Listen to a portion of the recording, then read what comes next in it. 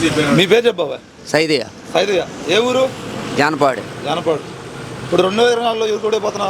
ఎలపతి. Yarapathineni. Okay. అసలు రైతుల పరిస్థితి ఎలా ఉంది ఇప్పుడు ఈ ప్రభుత్వంలో? ఏం లేదు, ఏం రూపాయి కూడా లేదు మాకు. రైతు భరోసా ఒకసారి వేసి రెండోసారి గోయిందా, అసలు రానే లేదు. బుస్సు మందు కట్టలు? మందు కట్టలు లేవు. మందు కట్ట సచివాలయం ఎన్నికే పోయినాయి, ముందుకు రాకుండా వచ్చింది. విత్తనాలు? అవి కూడా ఏమి లేదు. తుఫాన్ వచ్చింది కదా 2 సార్లు.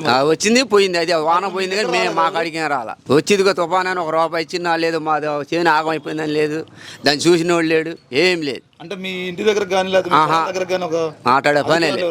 అధికారులు రాలేదు, ఎవరు రాలా. నా ఇంటికాడ గుంత ఉంది, ఇంత లోతు. నా గుంతలో నుంచి బయటకు రాలా చేస్తున్నా. రోడ్డు కూడా పోసారు అక్కడ. ఈ 5 ఏళ్ళు పోయలేదు మీ ఊర్లో? కాల ఒకటి ఉంది, మనిషికి దాంట్లో పడితే ఇంక లేవదీయాలి. రెండో మనిషి ఒక్కడ లెక్కలేడు. 5 బోట్లు చేశారు, అది ఆయన చేసింది.